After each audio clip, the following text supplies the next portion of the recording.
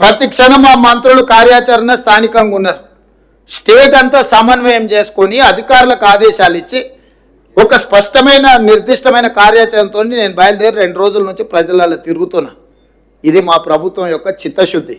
10 సంవత్సరాలు మీరు అధికారంలో ఉన్నారు. ఏ రోజైనా చంద్రశేఖరరావు గారు వరదలు వచ్చినా ప్రమాదాలలో ప్రజలు చనిపోయినా ఒక్క రోజైనా పరామర్శించడానికి వారు బయటకు వచ్చిండ్రా?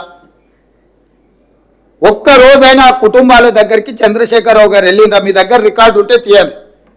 2014 నుంచి 2024 జనవరి వరకు చాలాసార్లు వర్షాలు, వరదలు, ప్రజలు చనిపోవడం, ప్రమాదాలు జరగడం మనం కళ్ళతో చూసినాం. చంద్రశేఖరరావు వరదలు వచ్చినప్పుడు ఏ ప్రజల దగ్గరికి వెళ్ళిండో ఒక్క ఆధారం చూపించండి. మాసాయిపేటలో రైలు కింద వాడి స్కూల్ పిల్లలు 30-40 మంది చచ్చిపోతే ఆయన సొంత నియోజకవర్గం.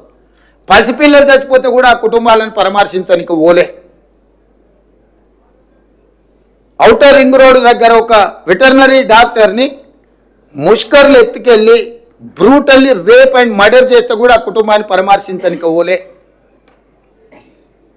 మానవత్వం లేని వ్యక్తిగా 10 సంవత్సరాలు ప్రభుత్వాన్ని నడిపిన మీరు ఈరోజు ప్రజలలో ఉన్న మమ్మల్ని ప్రతి క్షణం ప్రభుత్వం అప్రమత్తంగా ఉండి పనిచేస్తుంది. ఇవాళ పక్క రాష్ట్రంలో మన రాష్ట్రంలో కృష్ణా జిల్లా, ఖమ్మం జిల్లా కవలపిల్లలాగా ఉంటాయి పక్కన పక్కన. ఒకే రకమైన వర్షము, ఒకే రకమైన పరిస్థితులు ఉంటే అవతల ఎంత జరిగింది నష్టం, యువతలు ఎంత జరిగిందో ఒక అంచనా వేయండి. ఈ ప్రభుత్వం అప్రమత్తంగా ఉందో లేదో.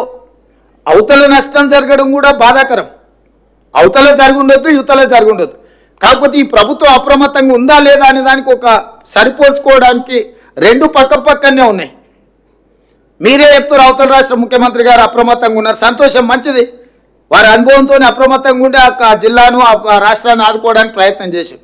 అదే సందర్భంలో ఈ రాష్ట్ర ముఖ్యమంత్రి కూడా 24 గంటలు కంటిన్యూస్గా 30 తారీఖు నుంచి ఈ రోజు వరకు కంటిన్యూస్గా పర్యవేక్షిస్తూనే ఉన్నాం, చర్యలు తీసుకుంటూనే ఉన్నాం. రెండింటిని పోల్చి చూడండి. మరి అవతల రాష్ట్రంలో ప్రతిపక్ష నాయకుడు లేకపోతే మా నాయకురాలు షర్మిల గారు ప్రజలకి వెళ్ళి కష్టపడ్డల దగ్గర, ఇక్కడ ఉన్న ప్రతిపక్ష నాయకుడు ఎక్కడున్నాడు? అసలు ఉన్నాడా? ఎందుకు కనిపిస్తలేడు? ఎందుకు మాట్లాడతలేడు? ఆయన కొడుకు ఎక్కడున్నాడు? అమెరికాలో లేడా? అమెరికాలో జల్సాలు చేయట్లేదా? అమెరికాలో జల్సాలు చేసేటోడు కూడా మా 10 ఏళ్ళ అధికారం అనుభవించి 1,00,000 కోట్లు అక్రమంగా సంపాదించుకొని అమెరికాలో జల్సాలు చేస్తున్నాడు కూడా ఈరోజు ఈ ప్రభుత్వం మీద దాడి చేస్తున్నారు. అయినా ఈ ప్రభుత్వం మనోధైర్యం కోల్పోదు.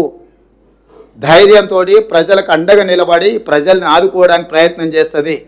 స్వచ్ఛంద సంస్థల్ని సమాజంలో ప్రముఖులుగా భావించే వాళ్ళను, కార్పొరేట్ కంపెనీలకు నేను విజ్ఞప్తి చేస్తున్నా, ప్రజలు కష్టాలలో ఉన్నారు, మీ చేతనైన ఆర్థిక సహాయాన్ని అందించండి. మానవత్వం ప్రదర్శించాల్సిన అవసరం ఉన్నది. ఈరోజు మానవీయ కోణంలో వీళ్ళందరూ కూడా ఆలోచన చేసి చెయ్యగలిగిన సహాయాన్ని ఈ పేదలకు అందించండి. సహాయం అందించని వాళ్ళు మనోధైర్యాన్ని ఇవ్వండి.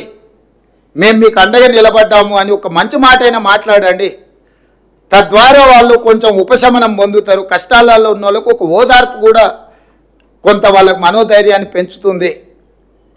కాబట్టి ఈరోజు ఈ ప్రభుత్వం అన్ని రకాలుగా ఆదుకుంటుంది, నష్టపరిహారాన్ని అందిస్తుంది.